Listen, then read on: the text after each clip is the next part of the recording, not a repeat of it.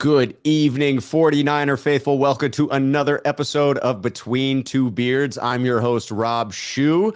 That's my co-host. Dang, I always point the wrong damn direction. Randon McMahon. Randon, welcome to another episode of Between Two Beards. Are you fired up for the second media day of OTAs for the 49ers? Ooh, yeah, jaw drop today with all the juicy action that we saw. I feel a little bit left out here that San Francisco, the 49ers organization, decided this time around, we're not going to put out any of the pressers. They did last time and they usually do. And this time they're like, no, you cannot have access anymore. You're going to have to go find the beat reporters and get some of your fix that way. So I did. I went and searched out all of the beat reporters, went through all of their notes, went through all of the available video, and I feel moderately satiated, Randon. I would have felt better if the Niners had put out their own damn clips and if the Niners had televised a press conference, but I did get the information that I needed. I know, why is it not easier for this information? I know. It's as if they don't know that we're waiting on it, Randon. As if they don't realize. I need my fix. Come on. Give it to me, Niners. Give it to me. Sean, 951 Niners here in the chat early saying, Banks looking like you potty from 2012. Yes, my thumbnail for this one was, obviously a play on words, obviously having a little fun with It's Always Sunny in Philadelphia, accumulating mass, cultivating mass. But I am not poking fun at Aaron Banks. I mean, I kind of am, but in a lighthearted way. I hear that it is remarkable. We'll get into that in just a minute. Before we kick into our topics, we got a super chat.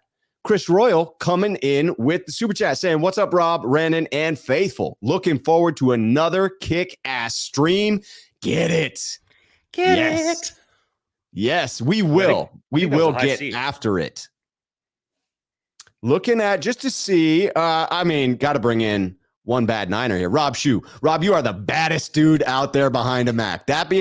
Mike. That being said, are there any free agents left who you think could put us over the top? We're way overdue for a Super Bowl. I will say this. It's not one of our topics today, but I think no news is good news on the Alex Mack front. You did see one retirement announcement go out today from the Pittsburgh Steelers. One of their defensive linemen, after missing last season, did announce his retirement today. So it's not as if June 1st doesn't come with some news about retirements. I still believe that it's not a trigger date, but I had my eye on it anyway. Every day that passes, I'm choosing to believe that's positive news on Mack. I could be crazy. I'm admitting that right now. It is no news is good news at this point. And with what money are we supposed to sign anybody? They can't even sign their own draft picks at this point. Very true. Very true. Drew YC coming in. Who's the most impressive newest member of the 49ers, Rob? I'm not firsthand in attending these OTAs, so I am parsing through the information just as you are. But the new undrafted free agent running back, I believe it is Jordan Mason. Is that correct, Randon? Yeah. I mean, he seems to be showing up. Jack specifically called him out. I really trust Jack Hammer's eye for talent. And he called out the idea last year that Elijah Mitchell was popping off of the practice field, that it was apparent he was the best guy out there. And he's got his eye on Jordan Mason through these. I mean, it's early returns, but keep your eye on Jordan Mason. It's going to be both doubly tough to get him onto the 53-man roster. And if he's as good as people are talking about, it's going to be tough to sneak him onto the practice squad. So he falls in that gray area. Keep your eye on that. It could be a very exciting storyline to follow. We're also no pads. So like the running back that they drafted, Ty Davis Price, is a bruiser. Sermon's a bruiser. And, so like these guys excel when they are able to bowl over people and have that contact. And Mason's more of a burner. I'm not going to take anything away from him because I'm not there watching him. And, I do agree with you that Jack is a pretty good eye for talent there. So, but for me, it's waiting until pads come on. But as far as to answer this question, we saw that clip today at Danny Gray. You hear it from both the wards. I mean, that guy's got legs, and, watch him. They said corner post, they knew it was coming and they still had to keep up with him. So I think he's impressing quite a bit with his speed. And if he doesn't get the yardage this year, at least he'll open up the defense for Trey Lance to throw it over the middle. Yeah, and again, beat reporters were saying that there were deep shots taken today. It was, and that'll lead us into our first topic here. It was a light showing from the starters. Hold on, let me get the comment off of there. We are in to our topic here. So there were very few starters on hand. I'm going to quote Matt Barrows, his tweet that he put out. Rather than list the 49ers who did not take part in today's OTA, it might be easier to list the clear or largely clear week 1 starters who did. On the defensive side of the ball, Armstead, Greenlaw, Jimmy Ward, Charvarius Ward, Emmanuel Mosley. On the other side of the ball, obviously, Trey Lance was out there. As we know, we saw lots of video coming out of Trey Lance. The only other starters out there, or clear starters, according to Matt, Brandon Aiyuk and Kyle Juszczyk. So as the title indicates, it was Trey, Juice, AB, and the rest of the misfits out there. Do you see this, Randon? We'll get into the rookies that also were not out there today. Do you see this as a reflection of a change in Coach Shanahan in focusing on health at this time of year? That to him, perhaps the most important aspect to OTAs is making sure that you don't come out of OTAs with any season-ending injuries. Yeah, I mean, it's OTAs, right? It's optional training activities, or I mean, I know that's not what it stands for, but right, organized team activities, but they are optional at this point. Not until the next get-together are they mandatory. So, I mean, Kittle's got a lower body injuries from what I heard, or is nursing something from training. They also have he has that tight end U coming up, so I'm sure he's focused on that. Not that the Niners aren't important, but I get it. I mean, whether it's Deebo Samuel waiting for his contract or Lance nursing this or the entire offensive line, I mean, Mack doesn't need to be there. He's done this before. Trent Williams doesn't need to be there, right? And so getting these reps for guys like Banks and people competing for spots is good. And I also think that the starting secondary all be in there. I mean, Hufanga, right? So the starting secondary is all playing if you include Hufanga. And I think that's good because as we'll allude to later on in the show, the communication and developing that communication quickly is going to lead them to be a top 5, if not a top 2 or 1 pass defense if they get that communication down. And we talked about it ad nauseum. The turnovers need to go up. And part of that's going to be communication and relying on your partner to make that play. Yeah, I tend to agree that this does seem like a focus for Shanahan in attempting to keep players healthy. And I do believe, as you're stating there, that it aligns with some of the goals for this offseason, which for a team that's incredibly deep, as the San Francisco 49ers are, you really want to be able to get some practice reps for those players that are your depth pieces. I mean, you have clear-cut starters that are going to come in and claim their positions, but they've been in this offense, they've been in this defense for a considerable amount of time. There's not a huge amount of turnover. Yes, we've had some coaching staff changes, but one assumes that with DeMeco Ryans staying and with Kyle Shanahan obviously in place, that fundamentally speaking, those two systems will be relatively similar to what they have been in seasons past, with obviously a few new wrinkles. Anthony Lynn coming in for the run game. I do think that allowing depth pieces to get significant reps early on here in these OTAs allows for growth. It allows those players to begin their ascension.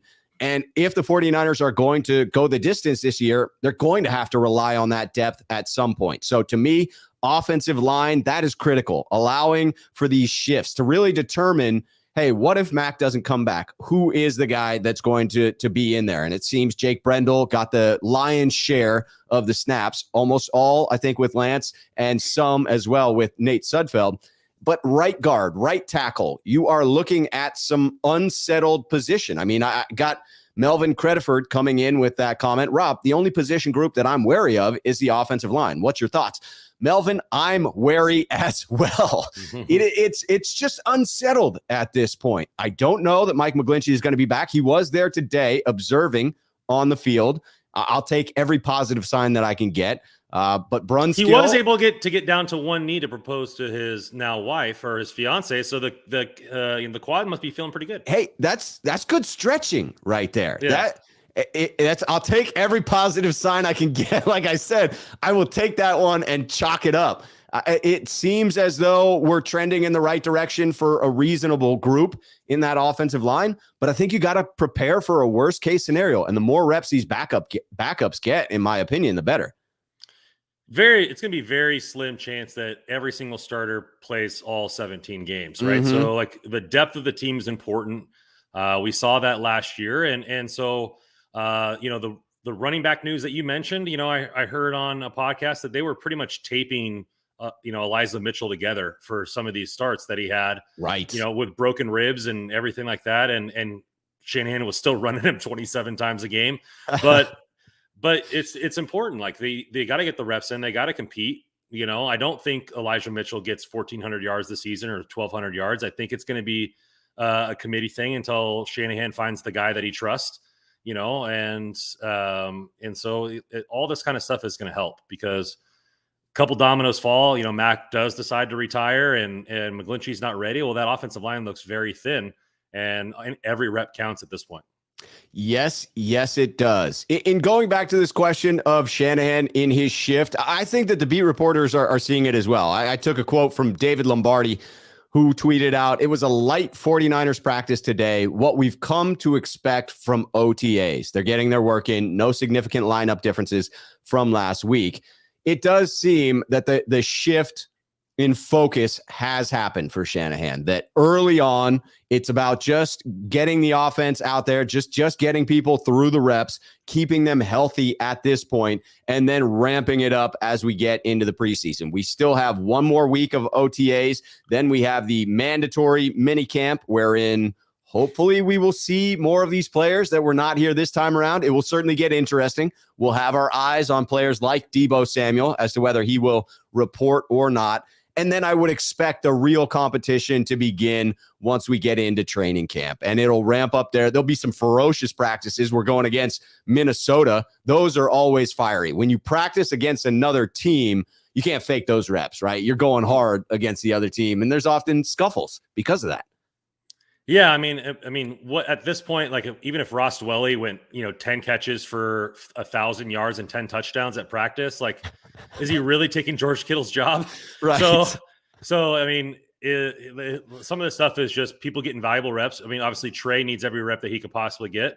If some of the starters are healthy, like why not be out there, like doing that kind of thing? So, Juice, I saw, had a one-on-one meeting with a sled for over 5 minutes today with new offensive coach Anthony Lynn. But all jokes aside, I think until we get to mini camp, I'm not really too focused on who is and who isn't there. It would be nice to see Mack. It would be nice to have Deebo there and have that contract ready to go and kind of have that for a peace of mind. But I'm not really too freaked out until mini camp. Neither am I. I was impressed by the way in which Juice was able to stay so still while holding that sled. I mean, it looked as if he was paused in the frame. If it weren't for Anthony Lynn walking around him, I would have thought it was a damn picture because he was just a mannequin in that one. That was absolutely, I'm sure my quads would be on fire after that. It's like Drax from Guardian of the Galaxy when he's like eating those chips. He's like, I'm moving so slow you can't see me.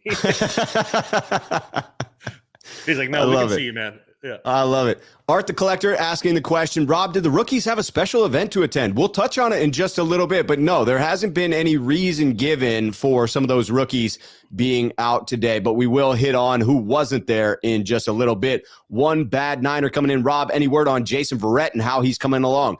There were some positive words stated about Jason Verrette. He was out there on the practice field, not practicing, but out there, not dressed. And I'll take that as a positive sign, simply having him out there. When I heard the kind words, the inspiring words that DeMeco Ryans had to say about Jason Verrette, man, it just fires me up even further. And we'll hit on that one in a little bit as well. Speaking of hitting on it, I think they confirmed he's going to be ready for minicamp. Nice. That is huge. I don't know. I think I read that somewhere. But I believe I did as well, because I think I have that in my notes here.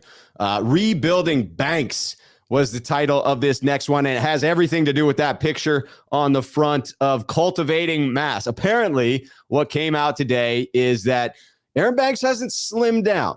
Aaron Banks still weighs in at about that 330 mark, which is big for an offensive lineman. I mean, like not Larry Allen big, but like pretty close to it, right? So that is hefty. But what he did was reshape that body, maintain the weight, but swapped out fat for muscle, got leaner, built up the muscle, and now has greater stamina, is more mobile, and you would think can punch people in the mouth just a little bit harder. I'm liking this. I thought it was going to be a slim down. Oh, well, he's down from 330. We got to get him moving within this zone run scheme. No, still 330, just stacked with muscles. I'm excited for him at the left guard position. I am too. And sometimes when you're one of the best at your sport all the way growing up and, went to Notre Dame and started and all this kind of stuff like that. Not that he didn't work hard at his craft because he's a second round pick, but the NFL is exponentially a better league. And it's just something to where, hey, maybe I do need to focus on what I eat. I do need to have a more distinguished training regimen. And in his press conference today, he said, like, I stayed all off season here in San Francisco, working with the trainers every single day. I fine tuned my diet and, I feel a lot better, and so, it's part of being a professional athlete nowadays, because any inch of edge you can get over your opponent's going to be, that extra winning rep or that extra yard. And I think Banks is starting to realize that. Yes, it is a much more vigilant process to be a pro in the NFL than it is to be dominant within the college football ranks. And I do think the players who catch on to that sooner are the ones that come out of the gate firing. Look at Nick Bosa. He obviously learned from his brother, who obviously learned from his father. I'm sure they both learned from their father. Playing in the NFL takes a great deal of, focus on building your body up.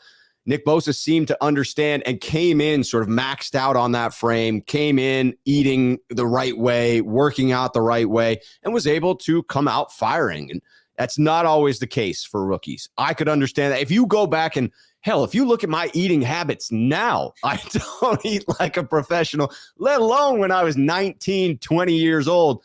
It's remarkable to me what these guys have to go through in order to get themselves ready for the NFL. And Banks is not alone in needing a year to really transform that body and begin to look more like an NFL prospect than a college prospect.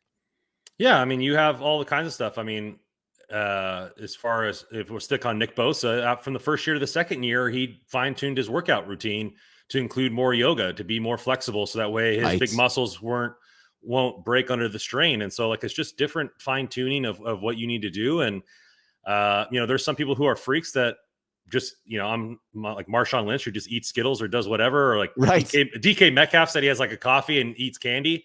But but for the most part, everybody's got to, fine tune those bodies. And, he did say, and so did Shanahan, said he probably could have started the second half of the season. He caught on that quick. The team was just rolling and they went with they went with the team that was winning at that time, similar to Jimmy Garoppolo and a couple of the other starters that had an heir apparent.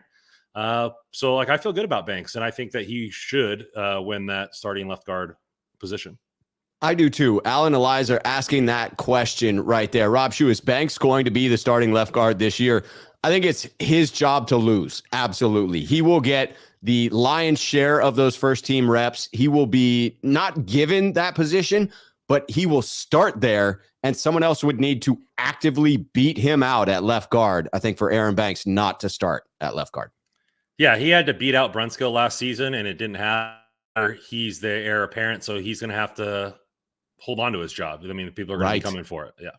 And that's a fair point, that like he either had to beat out Laken Tomlinson at left guard, which wasn't going to happen, or Daniel Brunskill at right guard, which there are many fans who give Daniel Brunskill a fair amount of grief, but he is a capable player, and right guard was not the natural position for Aaron Banks. So I don't think it was a shock that he didn't beat him out. This year, someone is going to have to beat him out. Art the Collector, Rob, did you know Banks was a very good basketball player in high school? Should have good feet. I did. That is one of the things of being a big man at 330 that was so enticing about him, was at 330, there's some thought that he will be able to operate within the zone run scheme and be able to get out in space and make those blocks.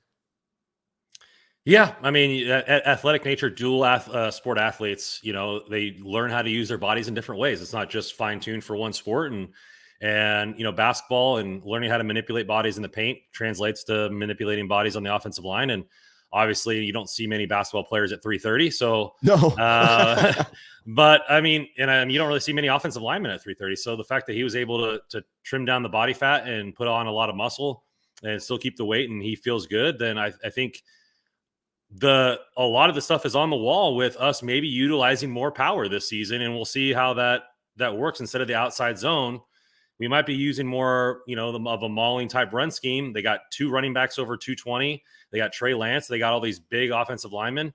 It might be a different setup this season with running the football. Yes, it might, and I'm looking forward to it. Speaking of players adding mass, it wasn't just one rookie. There was another that there were images of with significant bulk added to the frame. Ambry Thomas adding that mass. When you look at what he was lacking last year, it's fair to say, as someone who was touted as a press cover corner coming out of college, someone with the press ability to have lost the mass that he did throughout COVID in not playing, and diverticulitis that he had before that, where he dropped something like 20 or 30 pounds of muscle and had to begin to build that back.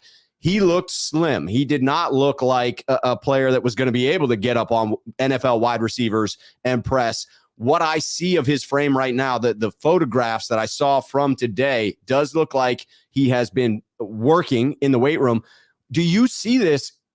If Jason Verrette is healthy, I mean, do the 49ers potentially have 4 starting caliber outside cornerbacks? I do. And I mean, starting caliber to where, like I would feel confident them starting a game, right? And I do think that. And it's going to be nice. Like I said, it's going to be very rare that the whole team plays all 17. Mosley missed some time last year. I mean, we were down picking cornerbacks off the street, and that's a big reason why they got Charvarius Ward. And so it makes me feel good about it that, you don't risk injury on anybody. But if it's something were to happen, a tweak, and somebody misses a game, I'd be perfectly happy with Ambry Thomas or Jason Verrette stepping up. And then it also lends the fact that one of those guys might have to move inside. I mean, like we talked about, Mosley has experience in the slot as the nickel position. It's not his preferred, because I think he plays the outside corner role very well. Right. But listening to the DB expert in Croc, I mean, Jason Verrette is an outside corner, and and he's not like his ability is outside. And so if Mosley can go inside and Ambry Thomas can play outside, I mean, we're looking at a very formidable DB room, especially with Jimmy Ward back there. Very much so. Green pointing out, and I was going to suggest maybe this was the only one. Shaq was once playing basketball at 330. I wonder what he's weighing in at right now. I mean, he's looking hefty out there on TNT. The big diesel. The big diesel. Bullpup 33. Rob, what percentage are you projecting power runs? I mean, I'd just be taking a stab at it, but I don't see a fundamental change in the offense. I see a wrinkle or an addition or a minor change, if that's how you want to put it. So I'm going to say somewhere in the neighborhood of 25%. I believe. Randon, you want to take a stab? Yeah, I think last season they were right around the 22 to 25 mark, if I remember correctly, just like pulling a stat from the top of my head. So it's going to be a pretty big wrinkle. I mean, and with the change in personnel, not that Banks can't run outside zone or these running backs can't. I mean, Ty Davis-Price, after listening to multiple people break down his film and some running back professionals, he's very good at finding holes and creating and manipulating the offensive line with the way he runs. And so he could find his way into the outside zone. He doesn't have that corner speed to get to the corner really quick that, you see from the Maserati and stuff like that. But I think they're going to add a little bit more power. And then, we'll see maybe the option make its way in there with Trey Lance and all those kind of things to kind of keep defenders honest on the edge. But I'm going to take a stab. I would say over 30 this season. I think, if we're looking at 22% last year, I like your prediction even better than my own at 25. I think you may be closer to that, because I do think there will be an uptick, and a 3% uptick ain't much to write home about. So 7% sounds right. Yeah. Moses Martinez focusing on the DBs as always. Rob Schuh, haven't been keeping up with OTAs. How's the DBs doing? I got my ears out to get updates. There are 2 that I know specifically have been 3 that have been called out. Jimmy Ward for a hell of a play on Tyler Kroft today, coming over the back with a pass breakup there. A little bit of contact, according to Jack, but it sounded as if it was a hell of a play by Jimmy Ward. Tyler Hufanga is calling out plays, very vocal, seems confident, getting talked up. We're going to hit him in just a little bit. Hair looks even better. What's that? His hair looks even better. Hair is spectacular. Spectacular. It is apparently shampoo commercial worthy at this point. I mean, he needs to be on with Head and Shoulders is what we're told. Well, he's training with Palomalu, so he's probably got the inside. He's got the direct connect right there. The big one that Moses, I know you know about because you were on him last year. Darqueze Dennard looks like he's getting the run as the nickel cornerback. And quite honestly, that was a position it didn't seem the 49ers had addressed sufficiently in the offseason, just sort of ignored it. It felt that way about safety too. It's making a little more sense now that they believe they have the candidates in-house. They really seem to have faith in Hufanga, and Darqueze Dennard has been getting talked up by the coaches as well and has seemed to get all of the first team reps at the nickel corner position.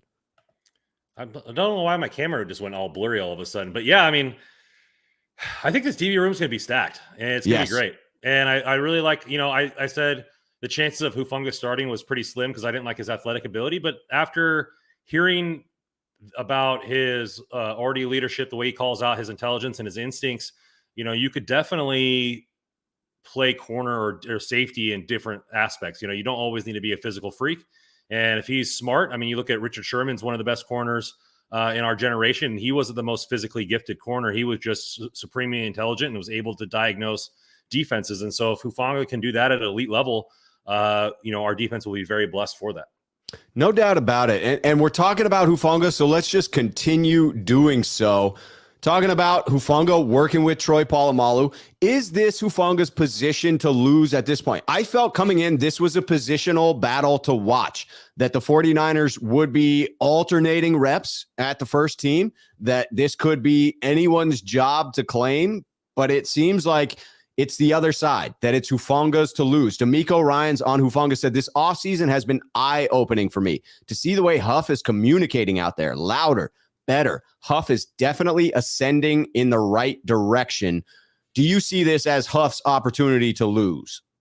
I do. I mean, they have obviously given him the job already, in camp. And so, yeah, I mean, you have one safety coming off an injury. They didn't go out and re-sign Tart. They didn't address it in the draft. So I think it's probably his job to lose. I mean, and he's shown progression. Like I said, I like this guy from his first opening interview after getting drafted till now. Like his approach to just being that football's a blessing and he loves the sport and he enjoys playing it and he enjoys working at his craft and learning and stuff like that. He just seems very humble and dedicated to the game of football.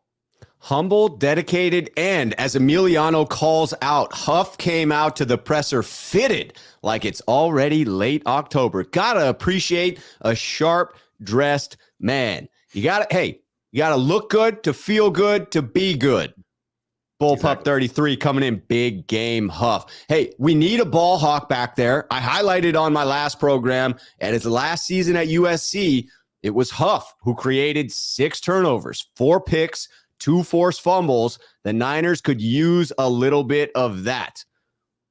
Try getting out and back in. No dice. No dice. Oh, well. Just blurry. You're fuzzy me. You're just fuzzy. Your camera had one too many drinks, and now it's seeing things a little fuzzy, buddy. There we go. It's back. It's back. It's back.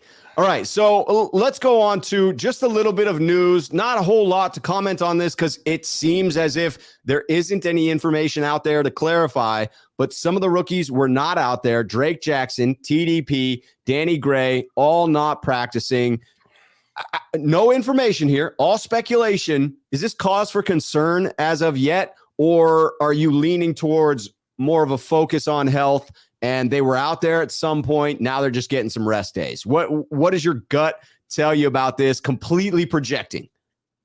The complete overreaction is that this is BS. Like they should be out there, but I mean, I don't know. Maybe it is the fact that they're getting a rest day for health. Maybe it's the fact that like you said, they're taking it easy on these players, so that way they can get full work income minicamp.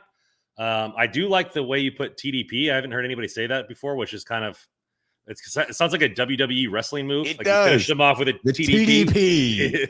But I mean, it's kind of cause for concern because these guys are all competing for spots, right? Like, yes. Like some guy predicted on your show last night that he was going to get 10 sacks. I mean, and then they draft TDP in the third round. Like he's going to take some run away from Mitchell, and Gray is supposed to extend the field. Like, why isn't he out there? It must be injury wise. I mean, I don't know. I mean, maybe I'm just reading too much into it, but you think OTAs and what Lance said last year that he was swimming in it and learning these playbooks and stuff like that. You think that every single rep is a good rep at this point if you're a rookie.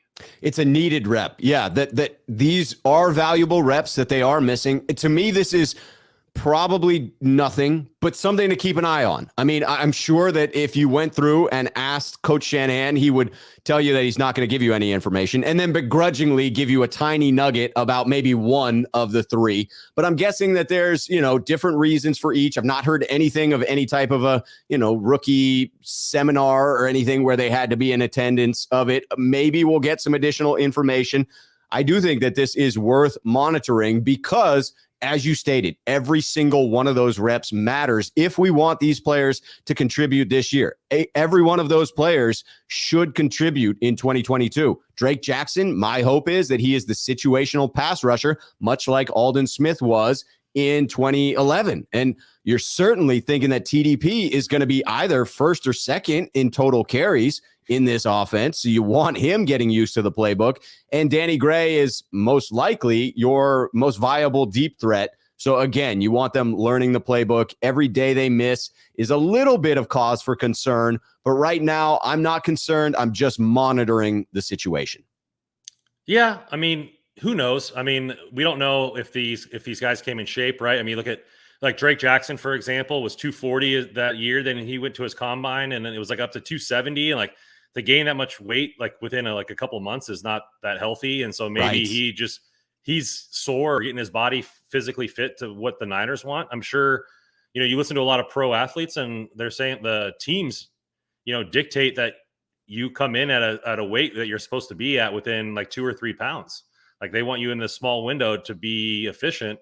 And so maybe a lot of these guys are like EMA says sore from the NFL rigor of what OTAs could be. Who knows? It could just be nothing. Like you said, it could just be a day off that they're giving these guys, and maybe it's a rotational day off. We don't know. But rookies could hopefully be out there every single rep. I think EMA is on to something here that you point out as well. Bodies aren't used to the NFL training yet. They are just needing to adjust physically. I hope so as well. You did see that. I forget what team it was, but a clip came out. I can't remember if it was in relation to the team that's doing Hard Knocks or whether it was just on Twitter or who put it out, but it was in regard to one of the rookie wide receivers that's out there and needing to come off of the field on one of the early days of OTAs. Because of that, these players are getting ready for the NFL draft, right? They are certainly in peak conditioning, but the difference between playing football shape and NFL draft, the combine shape, two different things. One, you're practicing to sprint. The other one is consistent high interval training, right? I mean, it is going one-on-one with fellow monsters at a ridiculous pace. And so it is common for rookies to struggle with that. My hope is that's the case. I share that with EMA Beats here. Yeah. I mean, it's so crazy how much the 40 time really goes into people's draft stocks sometimes. And you saw it with multiple athletes slimming down 5-10 pounds. Like Davis Price was what? I think 211 at the combine, 215, right. And he's going to play at 221. So, I mean, going through that massive change in your body type to prep to run. I mean, a lot of these guys are hiring sprinting coaches, and so I wouldn't doubt it that it's a byproduct of training to run a 40, which has little to no impact on playing football versus actual football shape. Yeah, I mean, again, I'm not claiming to be any type of a football player with my skinny ass, but I've been trying to gain 10 pounds of muscle for months now. I'm up a pound and a tenth at this point. It is slow going is what I'm saying here. I don't have the professional chef. I don't have the NFL weight room, but it is a process. They are reshaping their bodies. And then it's a matter of getting back into that football shape at your playing weight. And so you may need to gain weight. You may need to lose weight in order to get there. And that takes away some of your focus. Let's talk a little bit about DeMeco Ryans for a moment. Do it. I was very excited. In combination with DeMeco's comments, we'll also incorporate any positive things that we have heard about Trey Lance's performance today. But DeMeco comes out and says about Trey Lance, he's zipping it past us a lot. He's making it tough on us. That in combination with what I'm hearing from the beat reporters that were out there, it sounds as if Trey is looking confident. He's looking sharp. He's got touch on his passes. And this is the news I am here for, Randon. This is what it's all about. Give me more Trey Lance video, please, and thank you. Exactly. I mean, that's what we wanted. I mean, that's what my favorite thing about last training camp was Trey Lance videos. And I think that you're seeing the progression there. I mean, you're seeing everybody saying that he's a leader. They're zipping the balls. The zip was the key word in a lot of the press conference today. And trying to throw the ball in there. I'm all for the Ward Lance trash talk on the field and at the locker room. I think this guy is going to be something good. And, I mean, obviously different era that, in the Montana era, but he might be one of 3 people to surpass 4,000 yards this season. Ooh, that would be fantastic. Right? Steve Young did it twice and Jeff Garcia did it one time. I'm telling you, yes, definitely Jeff Garcia. Jimmy came damn close in 2019. He would have this year if he didn't miss those couple games. Yeah, right. He did come close twice, and that's respectable. You would think Lance is going to ratchet that up a bit and certainly put together a little bit more of an aerial show. To me, the question of whether he breaks 4,000 yards will probably be fairly dependent upon that completion percentage. If he's able to hit the 65% completion percentage mark, I think he crushes 4,000 yards. You look at Josh Allen's first full season. 235 a game. 235 a game is what he would have to average. That's doable. That's totally doable. You look at Josh Allen's completion percentage, his first full year, I think it hovered just above 58%, right? So I wouldn't be shocked to see Lance somewhere in the 60 to 65% completion percentage range. But if he's down closer to 60, it's going to be tougher to get to those 4,000 yards. It would take a lot of deep shots to make up for those underneath completions that typically ratchet up the completion percentage. But I am very optimistic. The touch is what has me most excited because that was very clearly missing last year. Even in the short throws, Lance was firing it in there and it became hard to catch. And some of those certainly would have led to turnovers had he been out on the field more frequently.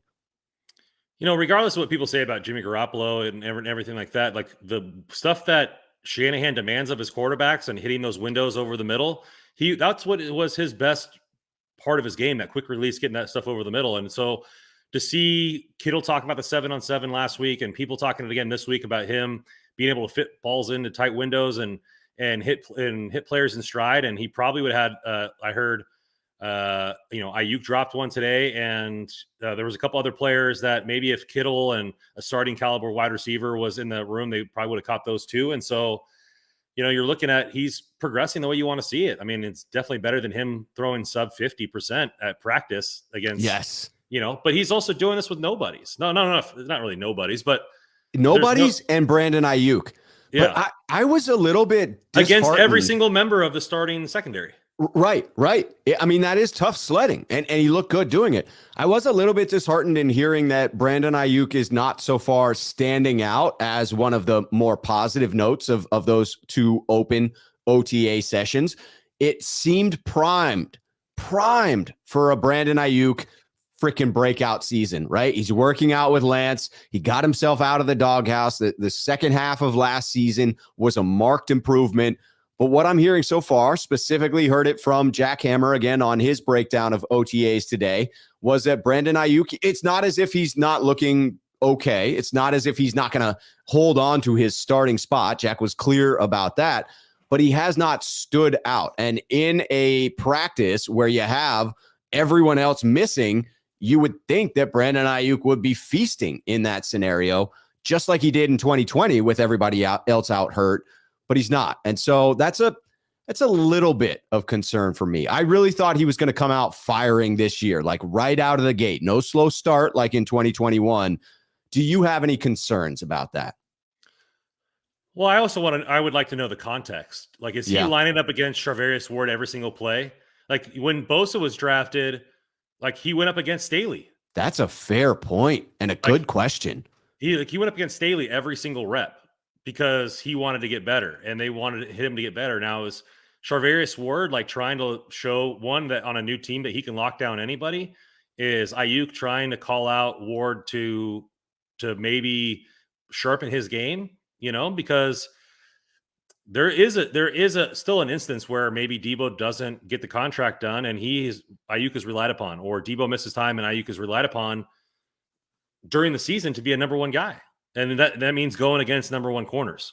And so maybe Charvarius Ward is just better than we think. I don't know.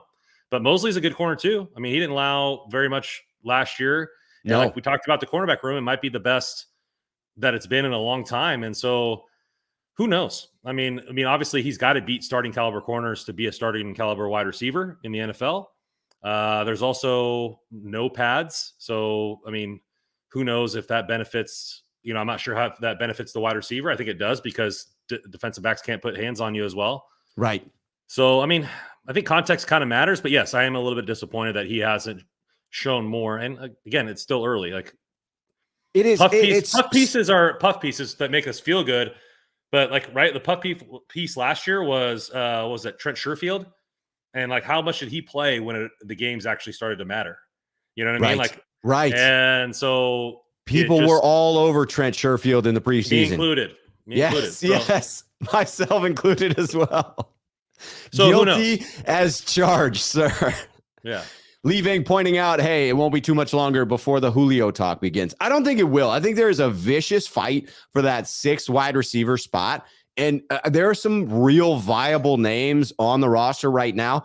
At this point, I'd be pretty surprised if Julio Jones got brought into that wide receiver room. Earlier in the offseason, wouldn't have been so surprised. After the draft, after free agency, I would be surprised if Julio Jones gets brought into the building. I would too. I think Indy makes the most sense. Yeah.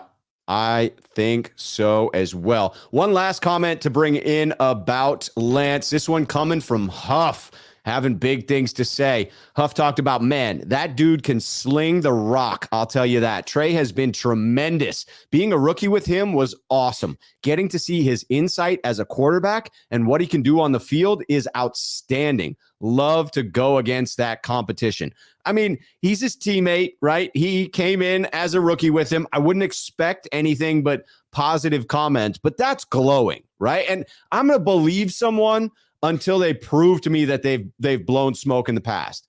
I believe Fred Warner because I've never heard him blow smoke, right? That to me, you get the trust until you show me that you can't handle the trust. Right now, I trust Hufanga, and I'm going to trust that what he's saying here is glowing praise, and it's real.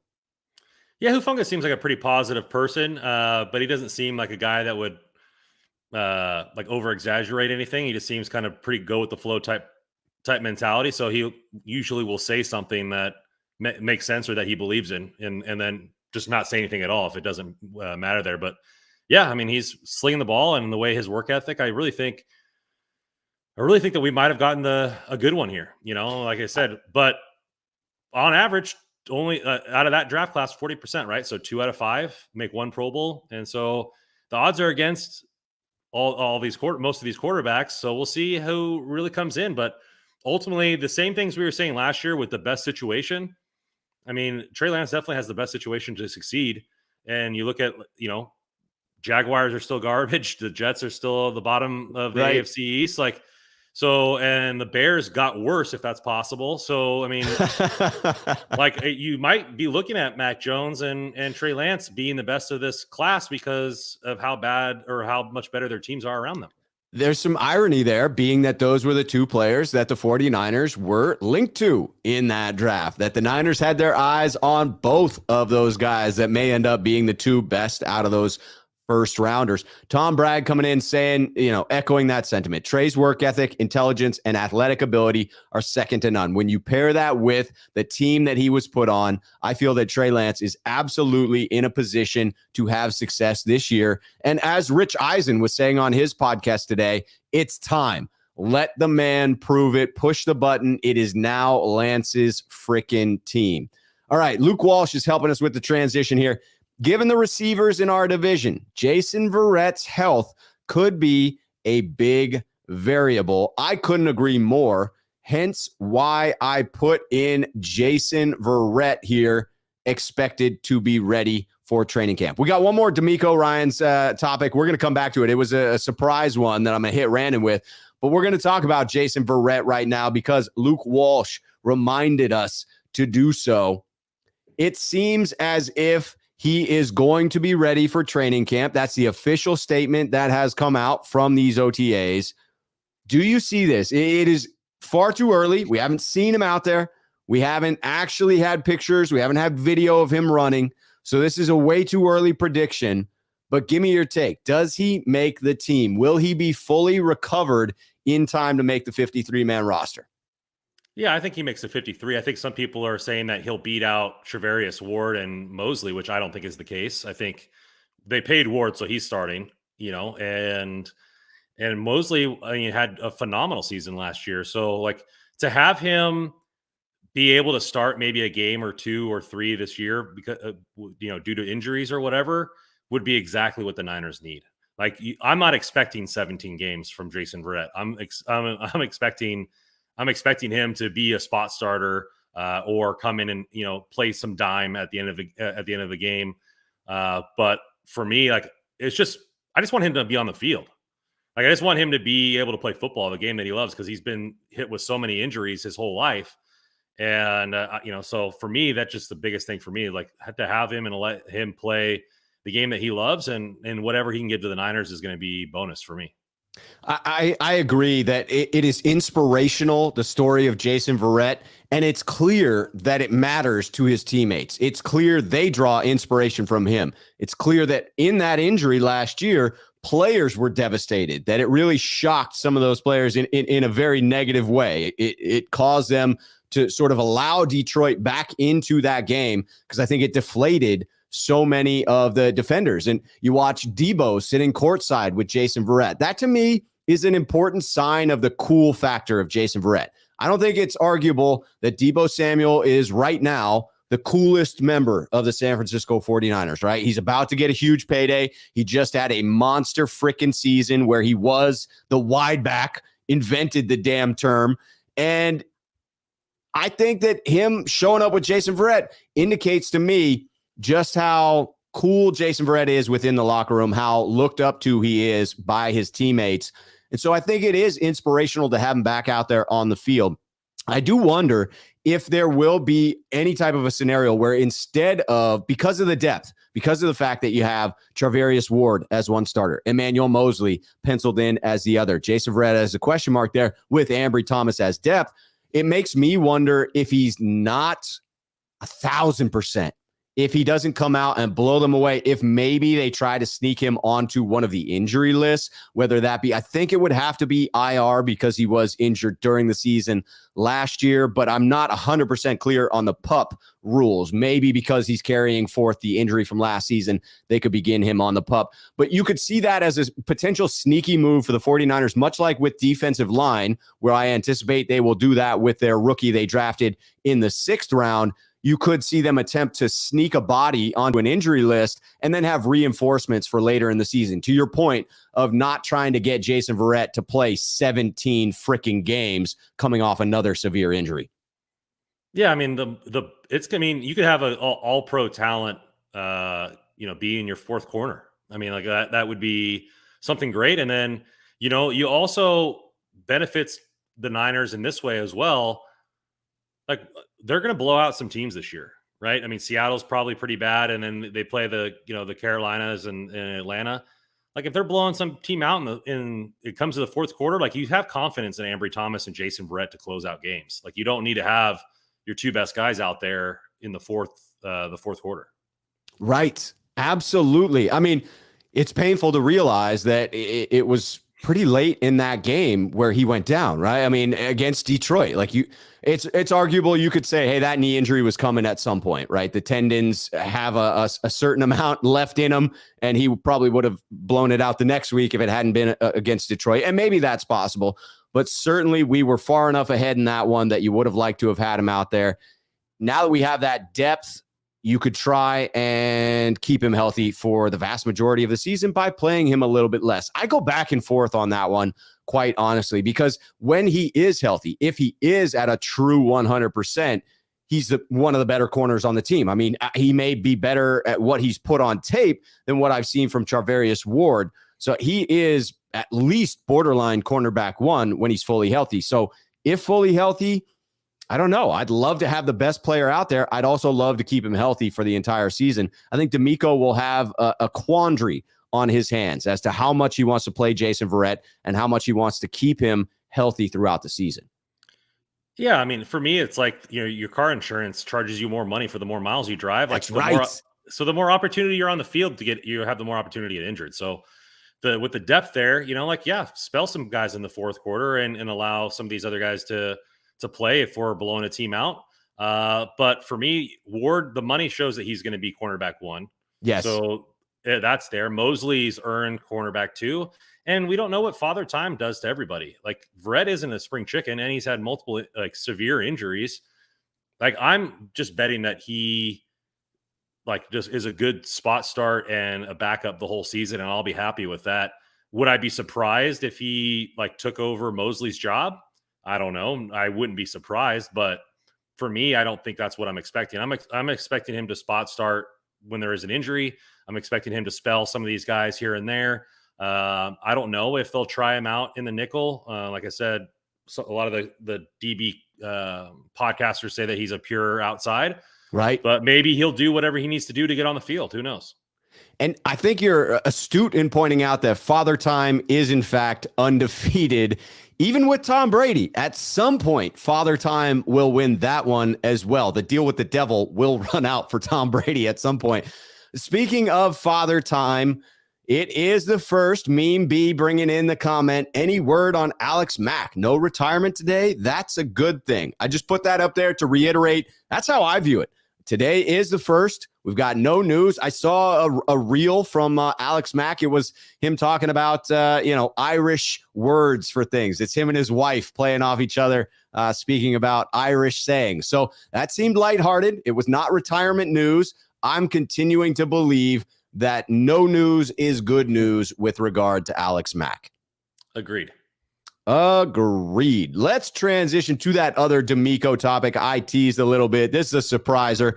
DeMeco wanted more experience. I saw it in the comments earlier. Apologize not bringing it up, but now it's a ways back, and finding it is like a needle in the haystack. But there was a question about why didn't DeMeco leave when he had the chance. He stated that he declined the second interview with the Vikings because he wanted more experience. He said specifically another season to develop more. I just wanted to take a moment to applaud someone for having the foresight to say, not every opportunity is the right opportunity. Sometimes you're not ready. Sometimes the opportunity isn't the right one. And at a head coaching gig, you may only get one shot. I think it was wise for DeMeco to wait and make sure he was seasoned and ready and wanted the open opportunity. Yeah, I would tend to agree with that. And I think the fact that also, it's a big thing with the scandal that they had this year with, minority coaches. But, like you said, with him being a minority coach and he might only get one opportunity, it needs to be the right one. It needs to be the good one and needs to be prepared for it. So like you said, he might only get one shot. It won't be an opportunity to come back in the league, and he'll have to, recycle down. You see Anthony Lynn had to go back to offensive coordinator, and then maybe he'll get another shot at another team. But, you hope that you have like a situation where, you're the Steelers and they've had three coaches over the last, 35 years. And you get an opportunity and you seize it and you stay there. Like, that's what you hope for when you're DeMeco Ryans on your first gig. And so if he doesn't believe that he's ready, then he needs to come back and do what's right for him. Agreed. You have to do what's right for you. You got to set yourself up for success. Couple good comments coming in here. Randall Riley, smart man, DeMeco is. Got great insight when it comes to him knowing he isn't experienced enough, waiting for that right opportunity. Lee Ving, no job was as good as the Dolphins. Mikey ended up there in a good position. Can't wait to see us play the Dolphins this year. All right, let's take it home. Pete Carroll's like 100. So like starting over, like next year's quarterback class is supposed to be good at coming out of college. And yes. What if he gets the Seahawks job? I don't like that comment, Randon. I don't like that comment at all. So like there's plenty of different scenarios here, right? That could happen. And who knows? But there are. That scenario cannot happen, Randon. I will do whatever I can to stop that from happening. All right. Well, I'll ask Dr. Strange to go through all the possibilities and give you a percentage. Yes, please do. Let's close this out on some BS. All right. Colin Cowherd coming in here with this comment. I'm going to read out the quote. Want to get your reaction on it.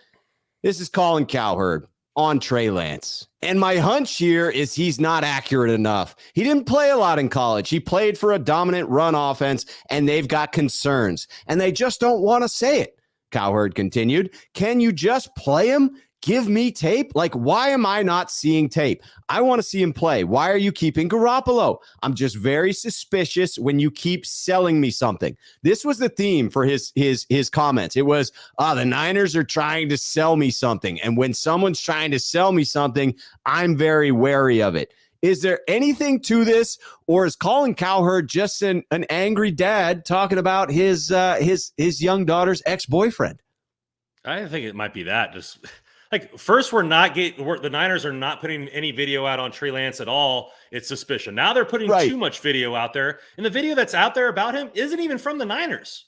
Like it's unbelievable. It's from all these people. It's like it's the hot topic to talk about Trey Lance and like to get you clicks and views and everything like that. But this is absolute BS. Like are you really? I mean, I follow the Niners every single day, and I don't feel like the Niners are doing enough to pump this guy's tires up. Agreed. Like what is going on here? Like they're selling you Trey Lance. Like this isn't a car. Like you're not looking at a Carfax. Like they sold Trey Lance when they traded 3 first-round picks to get him. Like that was your indication that they wanted Trey Lance. Like what the heck is wrong with you? Like sometimes I like his edginess, but this was just pure BS. Yeah, I agree. I thought this was big time BS. Randall Riley, Colin's take on Jimmy is just wrong. Jimmy isn't healthy enough to be traded. Period. Meme coming in. He bragged Trey was at his house. Why didn't he ask Trey for video? I probably shouldn't put that one up there. I mean, it's pretty clever, though. I apologize for it. I'm not reading it, but that's clever. I got to say it. Randall Riley, I agree. I'm sold. I am sold on Trey Lance, and it's not because the Niners actively sold me on it. It's because I'm seeing reports from practice from people that I trust. And, again, one of the prime names I throw out there of someone that I have on my program that I'm a big believer in his ability to review talent, Jack Hammer. He's there in person, was there for these 2 OTAs, and he had some glowing things to say about how Trey Lance is looking. Admitted he had Mack above him last year when looking at the draft prospects, but then dove into the tape on Lance, and since then has been swayed further and further over to the Trey Lance side of things. I am looking for a phenomenal season out of the young gentleman. I think he's in the best position to be successful this year. Yeah, progression isn't always linear. Like you look at the fact that he didn't play very many games in high school, didn't play very many games in college. And like you're looking at this would technically be his senior year, right? So like progression isn't always linear. Like he just might be taking that huge upswing this season. And you look at it mainly for quarterbacks, the upswing is in between year 1 and year 2. We're going to see a lot about the Trevor Lawrences and the Zach Wilsons. And like Zach Wilson's got some weapons now. And all these guys like that. So, this is technically his first full season as a starter, but it doesn't mean he wasn't working every day at practice. Doesn't mean he wasn't working all off season. And so like, I think that we're going to see it. I mean, am I predicting a Mahomes first year after sitting 1 year and throwing 50 touchdowns? No, I'm not, but I think it's going to be a damn good season from I think so too. I'm admittedly, Randon, regretting my comments of bringing in Colin's daughter into the conversation. That was a mistake on my part, and a few have run with it in the chat, and I mistakenly put up that comment, furthering said discussion. Let's leave that be. Let's show respect for the young lady and for Trey Lance in that matter. That was my bad. Let me just say that first and foremost. Sometimes you say something live thinking it'll be funny and then realize afterwards that it's not quite so much. This has been a phenomenal show. Randon's information is down below. You need to go follow him on Twitter. You need to subscribe. Randon, you have something coming up right after this. What are you going to do right now? Where should people tune in at the 6 o'clock hour? It is the 6 o'clock hour. Yeah, I'm on podcast 3 of the day. I did an interview with Scott Wheeler of The Athletic for hockey this morning, on with my fine bearded friend over here right now, finishing that up. And we're going to go on So Real Sunil's chat and talk some more Niners. So check out my Twitter. I posted the link for it there, and see you guys over there. Boom. Hit him on Twitter. That link is down below. Cerberus Sports. You can go subscribe on there. I agree with Lee Ving. This has been a great show. We appreciate all of you here in the chat. I am going to be on with Aaron from 49ers First Takes at 7 p.m. on his channel. And then at 8 p.m., I will be joining Ben Camperman on the Camper Report. Looking forward to both of those programs. Please do check them out. Gonna be good stuff. Randon and I will be back. Look at us, just busy guys. Busy guys talking Niners. OTAs come out and we got 3-4 straight. I mean, it's nuts. It's nuts. It's crazy like that. It's how we roll. I like it. I like it a lot. I like it a lot. All right. We will be back next week at Wednesday, 5 p.m. Same bat time, same bat channel. I will be back on this channel tomorrow at 5 p.m. with the Sneakerhead call-in show as usual. Thank you all for joining us. Until next time, cheers, faithful.